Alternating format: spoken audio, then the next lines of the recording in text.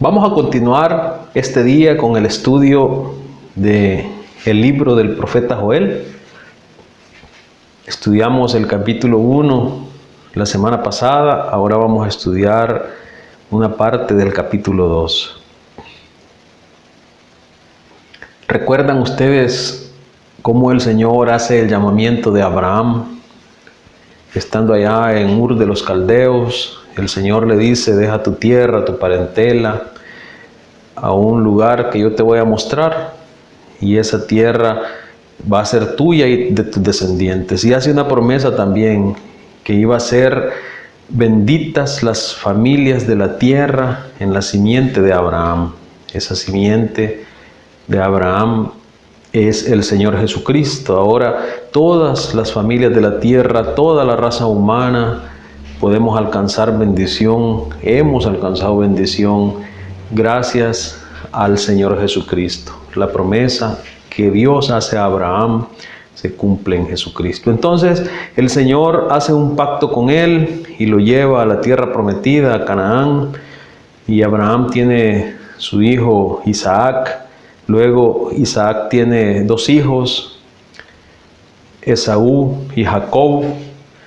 Y Jacob tiene 12 hijos. Uno de estos hijos es vendido para Egipto por sus mismos hermanos. Entonces el Señor permite que esto ocurra con la finalidad de que José pudiera preparar el terreno para que pudiera preservar la vida a un pueblo, y para que el Señor también pudiera cumplir su propósito, aquella promesa que había hecho Abraham de hacer una gran nación también de él. Y entonces Jacob, con toda la gente que había quedado en Canaán, cuando oyen que José está en Egipto y es el Señor de Egipto y puede preservarles la vida por el tiempo de crisis que hay en Canaán y en sus alrededores, deciden irse para Egipto. Entonces el Señor ahí, por un periodo de 430 años, hace una gran nación, un pueblo muy grande, un pueblo muy fuerte. Entonces el Señor cumple la promesa que hizo a Abraham de convertirle a él en una gran nación.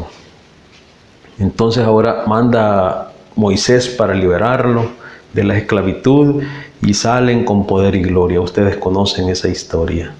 Luego encontramos un proceso de conquista. Después de haber pasado por 40 años el pueblo allá en el desierto, el Señor introduce a su pueblo a la tierra prometida por mano de Josué. Luego viene un periodo de aproximadamente unos 350 años, el cual el pueblo de Israel es gobernado por jueces. Y después de esto, el Señor levanta a los reyes, diferentes reyes. El primer rey Saúl, luego David, Salomón, etc. En esta historia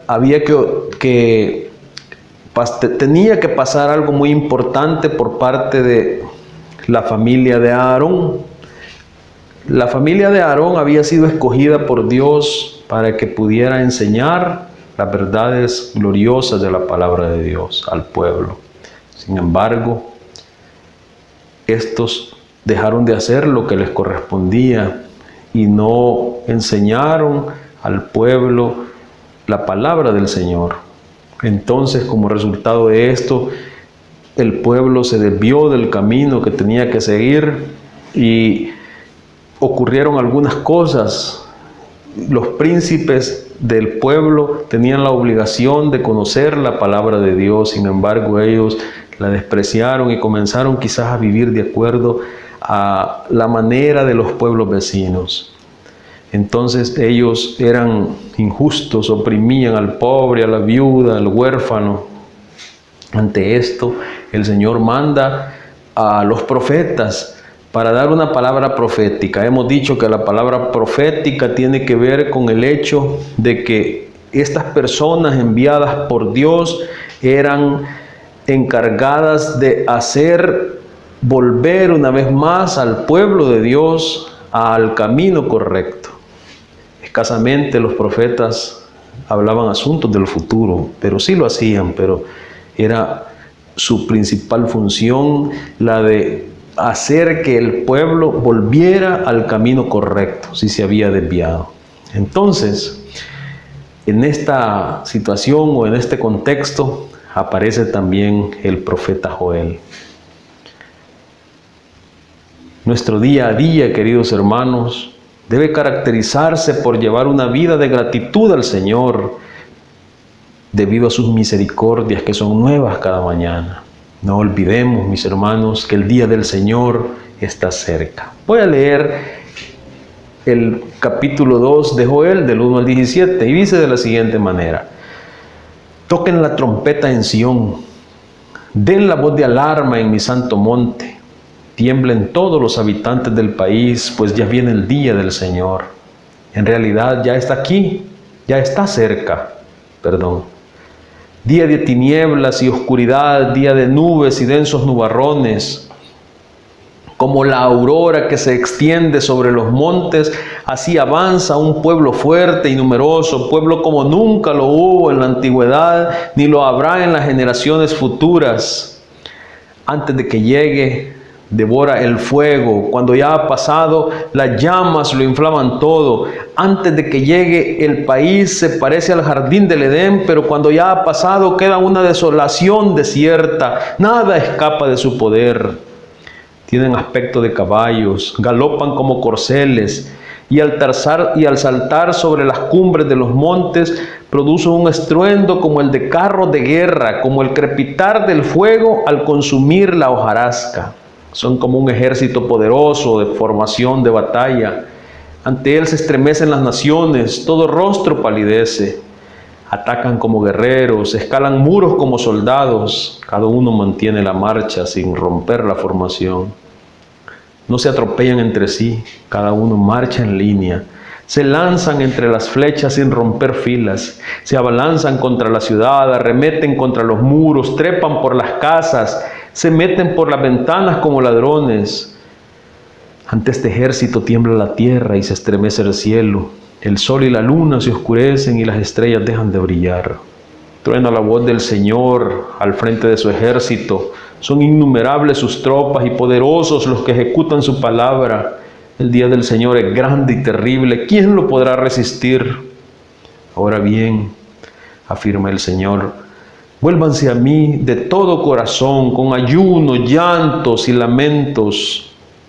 Rasguen el corazón y no las vestiduras. Vuélvanse al Señor su Dios, porque Él es bondadoso y compasivo, lento para la ira, lleno de amor. Cambia de parecer y no castiga. Tal vez Dios reconsidere y cambie de parecer y deje tras de sí una bendición.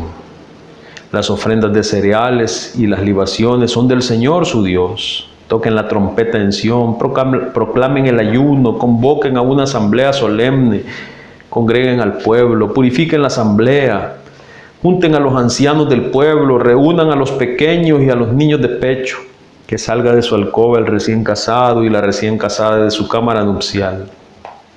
Lloren sacerdotes, ministros del Señor, entre el pórtico y el altar, y digan, compadécete, Señor, de tu pueblo. No entregues tu propiedad al oprobio para que las naciones no se burlen de ella, porque habrán de decir entre los pueblos, ¿dónde está su Dios? Entonces, el pueblo de Dios se había desviado del camino y habían hecho injusticia, habían incluso adorado ídolos y tanta maldad que había ocurrido.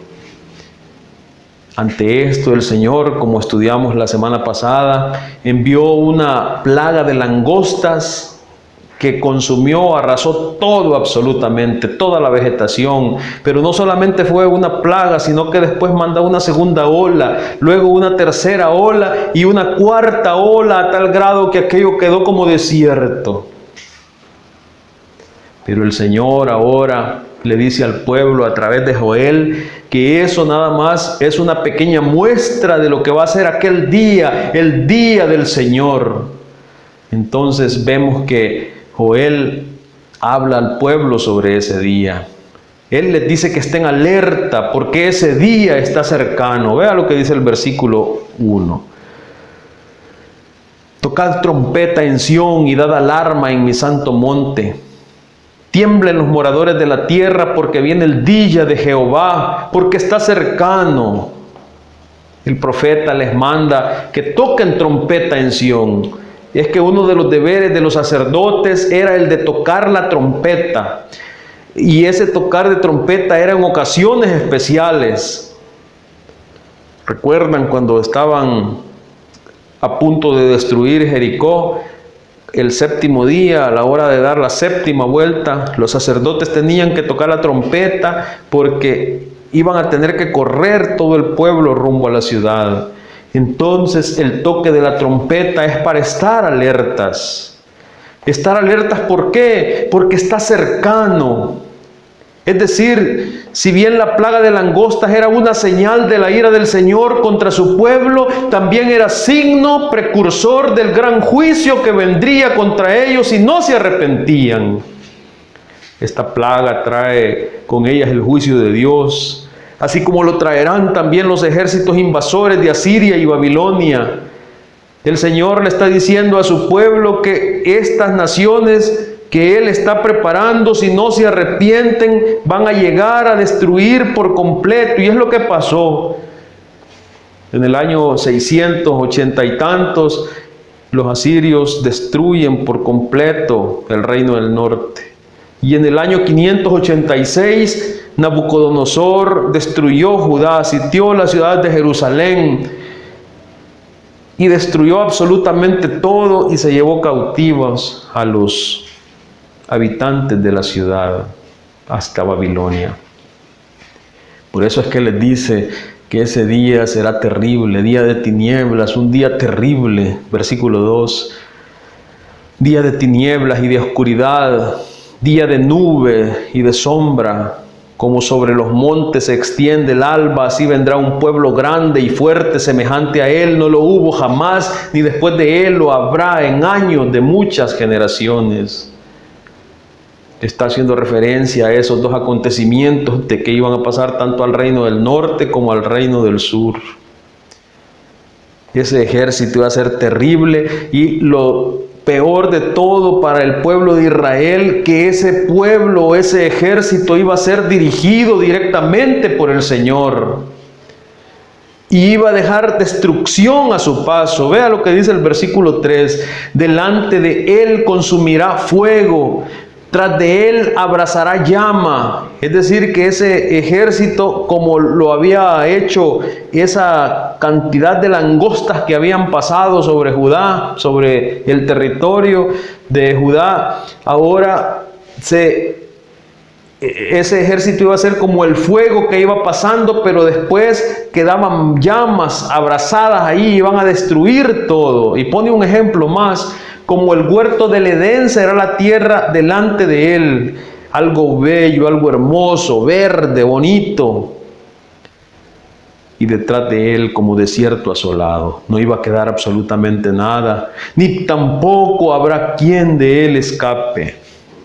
Su aspecto, aquí hace referencia ahora a la plaga de langostas que había ocurrido, a las 4 plagas que habían ocurrido, y dice cuál era el aspecto. Su aspecto como aspecto de caballos, y como gente de a caballo correrán, como estruendo de carros saltarán sobre las cumbres de los montes, como sonido de llama de fuego que consume hojarasca, como pueblo fuerte dispuesto para la batalla.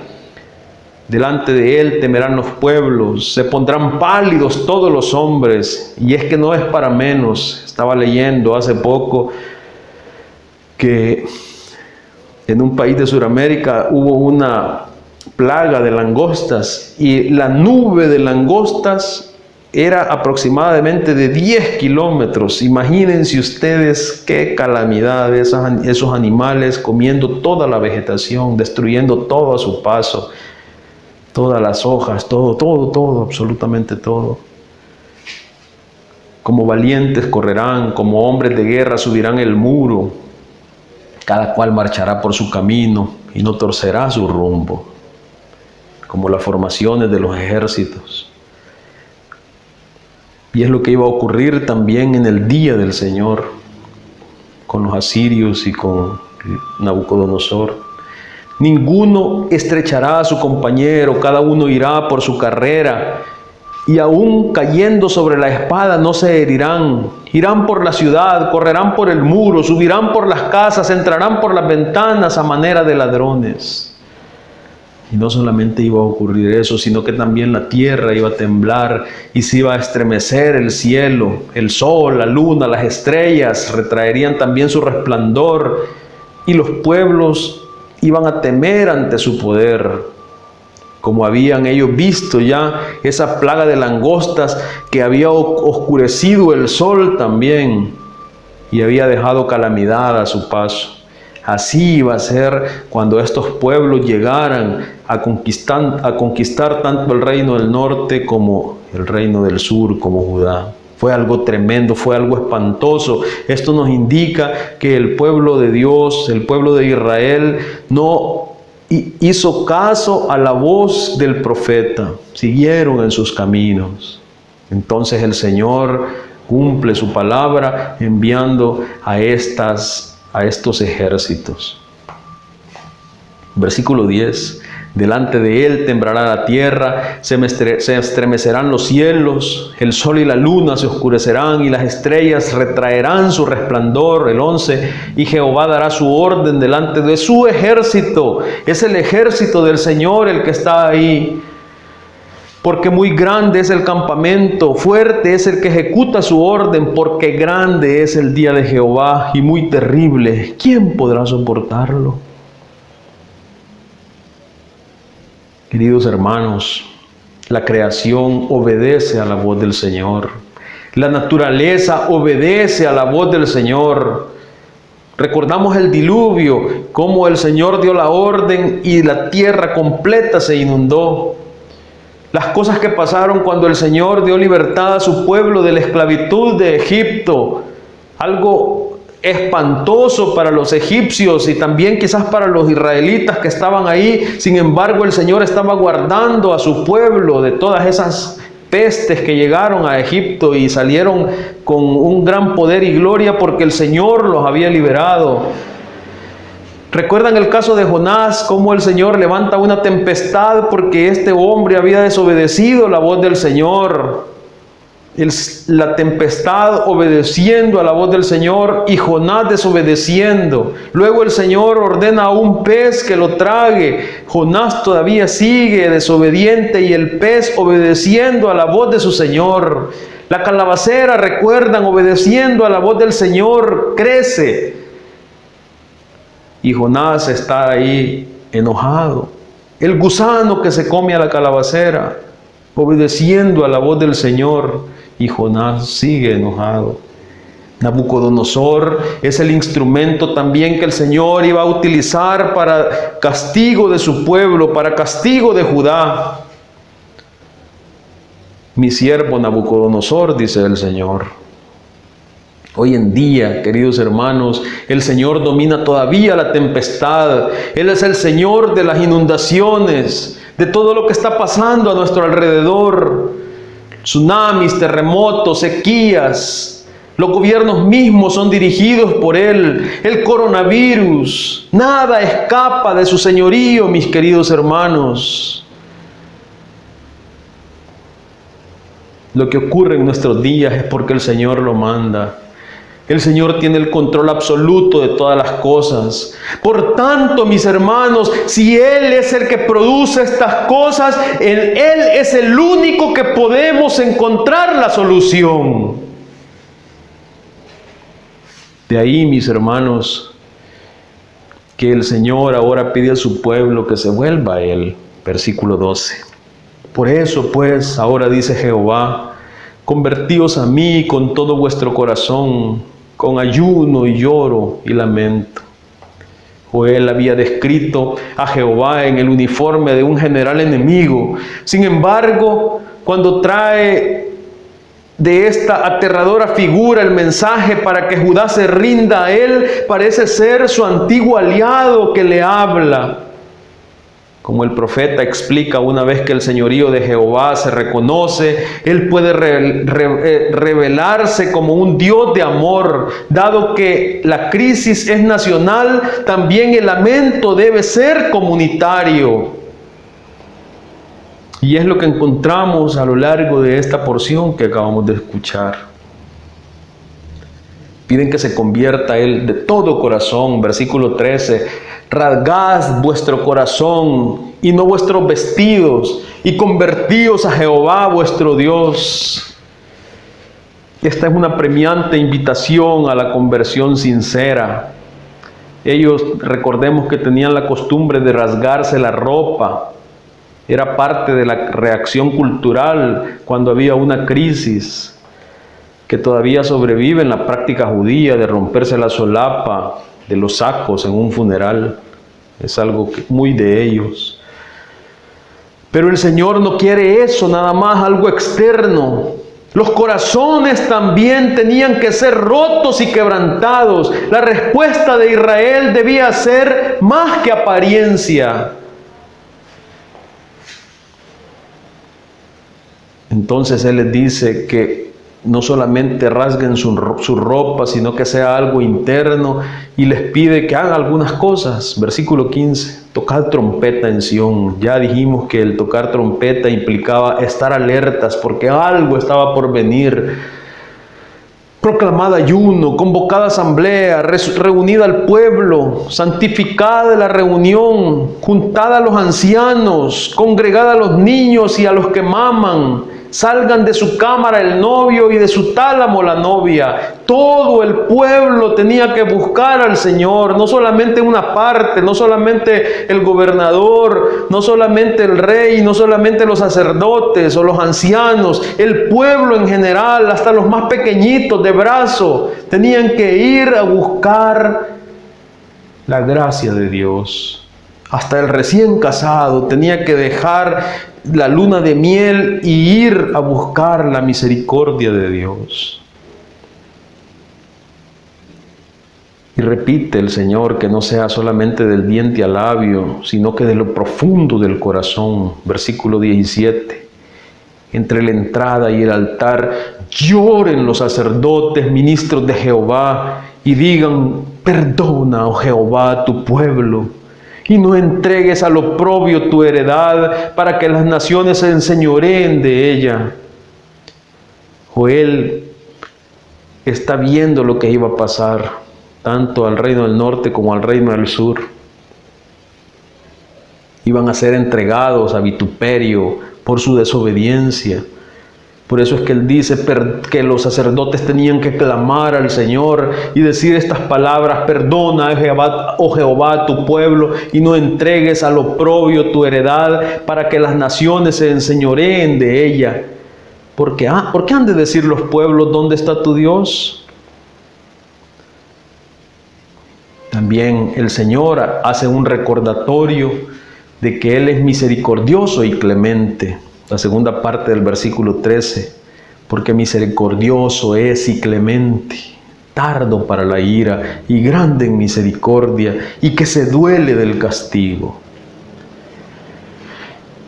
Le recuerda que puede cambiar el castigo en bendición, si ellos por supuesto se vuelven a Él. Versículo 14, ¿quién sabe si volverá y se arrepentirá y dejará bendición tras de Él?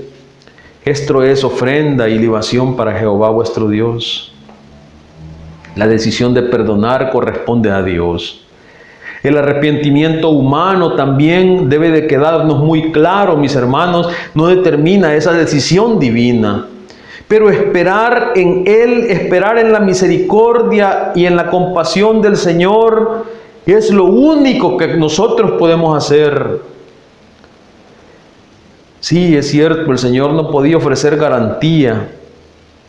La respuesta de Dios no era automática. Que Él demostrara su naturaleza amorosa en un caso particular, solamente a Dios le tocaba decidir. Su libertad personal es, por tanto, salvaguardada. En su misericordia o en su misterio soberano de su misericordia, Él tampoco puede ser manipulado por los hombres. Queridos hermanos, la oración es rendirse a su voluntad, no insistencia en nuestra propia voluntad. No hay palabras mágicas, solamente pedir humildemente y esperar. Su respuesta vendrá. Volvemos a mí, encierra la idea de arrepentimiento, de obediencia, de cumplir la parte del pacto que les corresponde, pero deben hacerlo con todo corazón, con toda sinceridad, deben hacerlo sinceramente. Los elementos rituales solo son muestras externas de este arrepentimiento, aunque debe estar presente, sí, el ayuno, llanto, el lamento. Pero no, Dios no quiere expresiones mecánicas y superficiales. Jehová demanda un arrepentimiento genuino, sincero, de todo corazón, un arrepentimiento espiritual. Por eso es que nuestro día a día debe caracterizarse por llevar una vida de gratitud al Señor debido a sus misericordias. No olvidemos que el día del Señor está cerca. Qué bueno poder meditar en la palabra del Señor y hacer memoria de estos acontecimientos que ocurrieron en la antigüedad, que nos llaman también a nosotros la atención para que podamos revisar nuestras vidas como creyentes, para que podamos determinar si estamos caminando de acuerdo a su voluntad o si estamos haciendo las cosas a nuestra voluntad, si sencillamente estamos actuando religiosamente. De ser así, mis queridos, debemos inmediatamente hacer un cambio de manera de vivir y alinearnos rápidamente a la voluntad de Dios. Quiero orar en este momento. Padre que estás en los cielos, en esta hora venimos delante del trono de la gracia, sabiendo que por medio del sacrificio que Cristo nuestro Señor hizo en la cruz del Calvario, ahora podemos llegar con toda libertad delante de ti y poder exponerte nuestras necesidades, nuestras angustias, nuestros anhelos, ya que sabemos que solamente tú eres capaz de ayudarnos y de sacarnos adelante. Señor, en este momento te suplico por esta situación tan difícil que estamos viviendo. Te suplico, Señor, que tú nos ayudes a poder siempre permanecer confiando en ti, sabiendo que tú tienes el control de todas las cosas. Te suplico que tú tengas misericordia, Señor, de todas esas personas que están muriendo sin Dios y sin esperanza, que no te conocen, que alguien ahí muy cerca de ellos pueda llevar la verdad gloriosa del Evangelio y puedan reconocerte a ti como su único Señor y Salvador. Señor, te suplico también por los científicos del mundo, que tú, Señor, por favor, les des iluminación en sus mentes para que puedan descubrir pronto esta vacuna. Sabemos que tú puedes darles esa gracia, como también sabemos que tú puedes quitar esto, así como ha venido. Señor, te suplico que tú ayudes a tu iglesia para que podamos manifestar el amor tuyo a las personas que nos rodean. Que todos nuestros vecinos, nuestros compañeros, nuestros amigos puedan sentir tu amor a través de nosotros. Gracias por este tiempo, Señor. En el nombre de Jesús. Amén. Que el Señor les bendiga, mis hermanos.